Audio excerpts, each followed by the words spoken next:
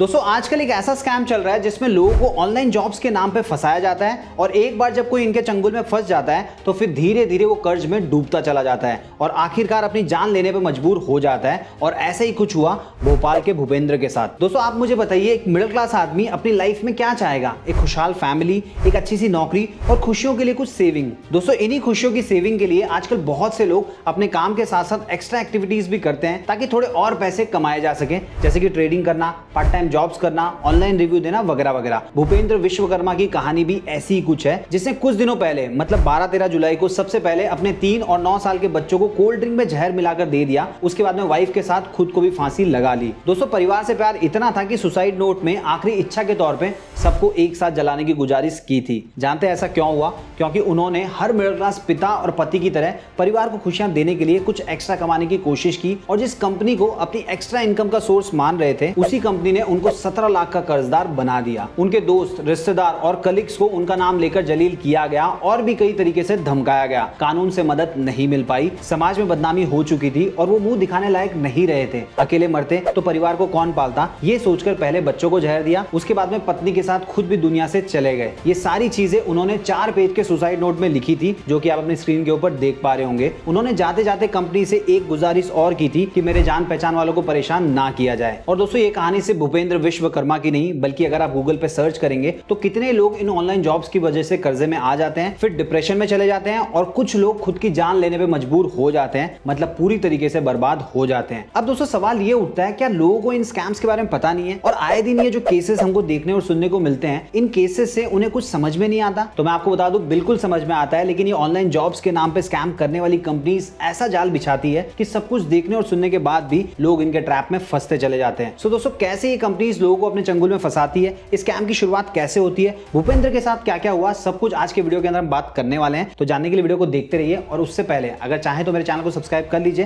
ताकि जब भी मैं कोई नया वीडियो अपलोड करूं उसका नोटिफिकेशन आपको सबसे पहले मिल जाए। नमस्कार दोस्तों, मेरा नाम है रजनीकांत शर्मा और आज के इस वीडियो के अंदर हम बात करने वाले हैं ऑनलाइन जॉब स्कैम्स के बारे में। मैं आपको ये बताऊंगा कि ये स्कैम किस तरीके से होता है और लोग इनके ट्रैप में कैसे फंसते हैं और अगर कोई फंस चुका है तो कैसे उसे बचना चाहिए।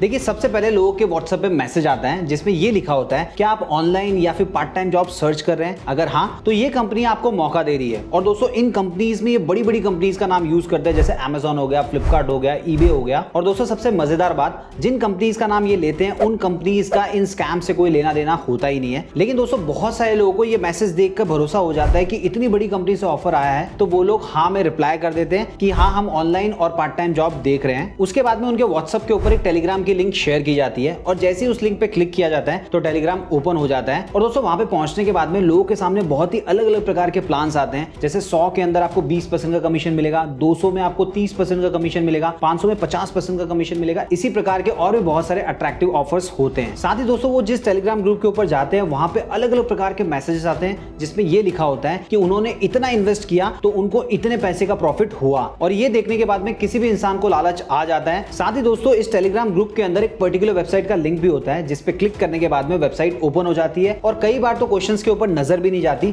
सीधा अलाउ पे क्लिक कर देते हैं। उसके बाद में उनके सामने टर्म्स एंड कंडीशन का एक लेंथी सा पेज ओपन होता है जिसे शायद ही कोई पढ़ता होगा और बिना पढ़े सिंपली आई एग्री के ऊपर क्लिक कर देते हैं, क्योंकि मैक्सिमम लोगों को यही लगता है कि इतनी बड़ी कंपनी से ऑफर आया है तो पढ़ने की क्या जरूरत है, कंपनी तो भरोसेमंद है। फिर दोस्तों उनके सामने एक ऑफर आता है जिसमें फर्स्ट टास्क के लिए कंपनी की तरफ से बोनस भी मिलता है और टास्क कंप्लीट करने के बाद में जो कमीशन होता है वो उनके वॉलेट के अंदर डिपॉजिट कर दिया जाता है और अगर कोई उसको विड्रॉ करने की कोशिश करता है तो सक्सेसफुल विड्रॉल भी हो जाता है। और दोस्तों बस यहीं से लोगों को उस वेबसाइट के ऊपर भरोसा हो जाता है, क्योंकि मैक्सिमम लोग यही सोचते हैं कि अगर कंपनी फ्रॉड होती तो बोनस थोड़ी देती। उसके बाद में लोग इसमें पैसे लगाना शुरू कर देते हैं। हर दिन टेलीग्राम पे अलग अलग मैसेजेस आते हैं जिसमें कितने अमाउंट पे कितना कमीशन मिलेगा ये बताया होता है। साथ ही कुछ लोग ग्रुप में अपने जीते हुए कमीशन के स्क्रीनशॉट भी भेजते हैं, जिसे देखकर लोगों को ये लगने लगता है कि सचमुच इस काम से पैसे कमाए जा सकते हैं। दोस्तों यहाँ पे मैं आपको एक चीज बोलना चाहूंगा, ये जो टास्क होते हैं इनमें ज्यादातर प्रोडक्ट को रिव्यू देना होता है या फिर किसी यूट्यूब वीडियो को लाइक करना होता है, किसी चैनल को सब्सक्राइब करना होता है या फिर ट्रेडिंग करनी होती है या फिर कुछ सर्वे दिए जाते हैं जिनको कंप्लीट करना होता है। और ऐसे ही कुछ भूपेंद्र के साथ भी हुआ,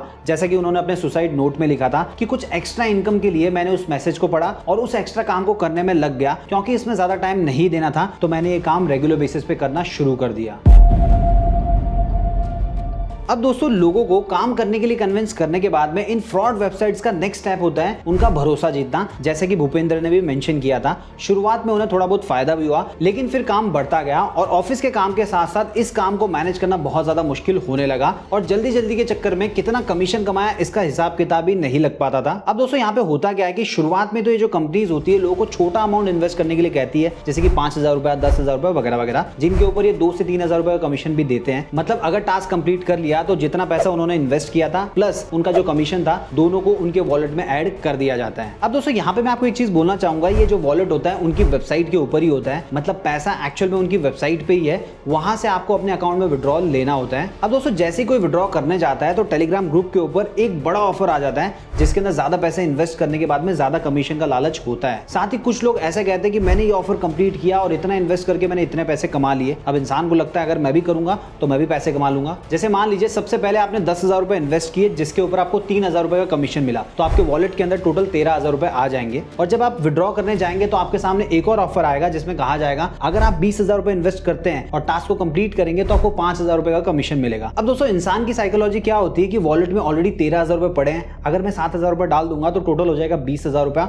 और 20,000 रुपए इन्वेस्ट करने के बाद में मुझे 5,000 का कमीशन और मिल जाएगा, मतलब टोटल मेरे पास हो जाएंगे 25,000 रुपए। अब दोस्तों जैसे ही 25,000 रुपए हो जाते हैं तो उसके बाद में एक और ऑफर आ जाता है कि अगर आप 50,000 रुपए इन्वेस्ट करेंगे तो आपको 25,000 रुपए का कमीशन मिलेगा, मतलब 50% का आपको कमीशन मिलने वाला है। सो इंसान सोचता है 25,000 रुपए तो ऑलरेडी है, 25 और डालता हूँ 50 हो जाएगा और जैसे ही काम कंप्लीट करूंगा तो मुझे टोटल 75,000 रुपए मिल जाएंगे। सो दोस्तों ऐसे ही करते करते इन्वेस्टमेंट अमाउंट बढ़ते जाता है और कमीशन को देखकर इंसान का लालच भी। दोस्तों भूपेंद्र के केस में भी ऐसा ही हुआ, उस वेबसाइट के ऊपर उन्होंने अपनी सारी जमा पूंजी लगा दी और फिर इन्वेस्टमेंट करने के लिए उनके पास कुछ भी नहीं बचा था। अब दोस्तों जब इंसान के पास पैसे खत्म हो जाएंगे, वो और इन्वेस्ट नहीं कर पाएगा तो वो सिंपली करेगा क्या? देखिए वॉलेट के अंदर जो भी पैसे हैं उसको विड्रॉ करने की कोशिश करेगा और जब वो विड्रॉ करने की कोशिश करेगा तो कंपनी उसके सामने एक टास्क रखेगी, इस टास्क को कंप्लीट करने के बाद में विड्रॉल किया जा सकता है। अब ऐसे में उस इंसान को टेंशन आ जाएगा कि वो विड्रॉल कैसे करेगा, अब तो उसके पास पैसे बचे ही नहीं है। तो फिर वो क्या करेगा, वेबसाइट के ऊपर जो कस्टमर केयर का नंबर है उससे कॉन्टैक्ट करने की कोशिश करेगा। अब जब कस्टमर केयर को कॉन्टैक्ट करेगा तो कस्टमर केयर वाले बोलते हैं कि सर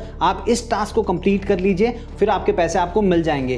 तो वो बोलता है मेरे पास तो पैसे हैं ही नहीं, कोई मुझे पैसे देने के लिए तैयार नहीं है। तो कस्टमर केयर वाले बोलेंगे कि आप कहीं से लोन ले लीजिए और इस टास्क को कंप्लीट करने के बाद में उस लोन को चुका दीजिएगा और आपके जो पैसे हैं वो भी आपको मिल जाएंगे। अब मान लीजिए अगर कोई इंसान कहे कि मेरा सिबिल स्कोर अच्छा नहीं है, मुझे कोई भी लोन नहीं देगा, तो ये जो कंपनी वाले होते हैं इनका लोन एप्लीकेशंस के साथ भी टाई अप होता है, तो ये लोन दिलाने में भी मदद करते हैं। और दोस्तों ऐसे ही कुछ भूपेंद्र के साथ भी हुआ, जब उन्होंने विड्रॉ करने की कोशिश की तो उनके सामने एक बड़ा ऑफर रख दिया गया और कहा गया कि जब आप इस ऑफर को कंप्लीट करेंगे उसी के बाद में आपके वॉलेट के अंदर जो भी पैसा है उसको आप विड्रॉ कर पाएंगे।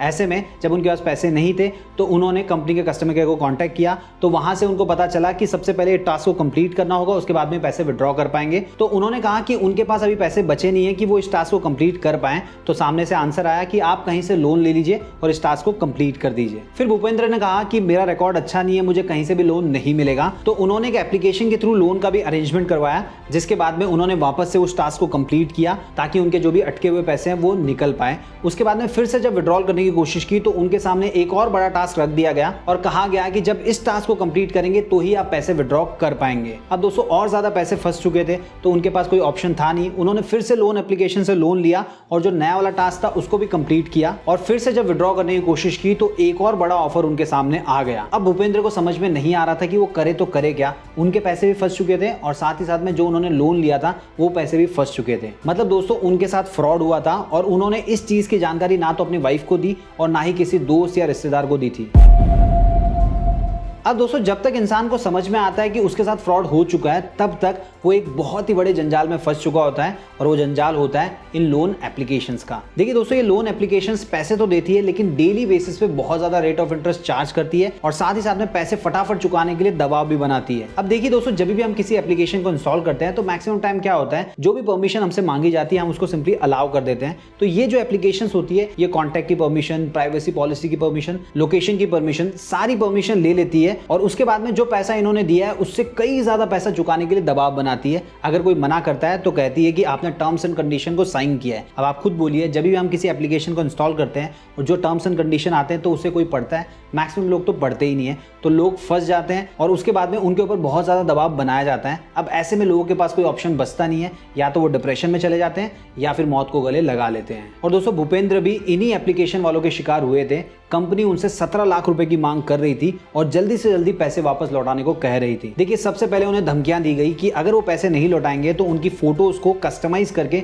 उनके दोस्तों को, उनके रिश्तेदारों को भेजेंगे, जिससे उनकी बदनामी होगी। तो भूपेंद्र ने कुछ ईएमआई तो चुकाई, लेकिन उसके बाद में उनके पास इतने पैसे ही नहीं बचे थे कि वो ईएमआई चुका पाए। फिर भी वो ट्राई कर रहे थे, लेकिन तभी उनके रिश्तेदारों को भी कॉल आने लग गए और कंपनी कहा करती थी कि भूपेंद्र ने इतने पैसे ले लिए हैं, अब वो चुका नहीं रहे हैं। साथ ही साथ में उनके जो रिश्तेदार थे, फ्रेंड्स, फैमिली मेंबर थे, उनके साथ भी उल्टी सीधी बातें किया करते थे। भूपेंद्र की पर्सनल फोटोज को उनके सर्कल में सर्कुलेट करना शुरू कर दिया, जिसके बाद में उनके रिश्तेदारों ने और बाकी के लोगों ने फोन कर करके उनको खरी खोटी सुनाना शुरू कर दिया। और दोस्तों, हद तो तब हो गई जब एप्लीकेशन वालों ने उनके बॉस की व्हाट्सएप डीपी को मिसयूज किया, जिसके बाद में भूपेंद्र ने क्राइम ब्रांच में शिकायत करने की सोची। और जब वो पहली बार ऑफिस में गए तो वहां पे ऑफिसर छुट्टी पे थे, और जब दूसरी बार गए तो उनके एडवोकेट ने ड्राफ्टिंग के लिए थोड़ा टाइम मांगा। लेकिन जिस तरीके से ये लोन एप्लीकेशन वाले उनके ऊपर प्रेशर बना रहे थे और साथ ही साथ में परिवार वाले और बाकी के लोगों ने इस इंसिडेंट के बाद में उनसे जिस लहजे में बात की थी, वो खुद को और अपनी फैमिली को सिक्योर फील नहीं कर पा रहे थे। इस घटना के बाद में उनकी नौकरी भी जाने वाली थी, क्योंकि उनकी बॉस की डीपी के साथ बहुत कुछ हो चुका था। और दोस्तों, उन्होंने नोट में लिखा था कि मुझे मेरे परिवार का फ्यूचर नहीं दिखाई दे रहा,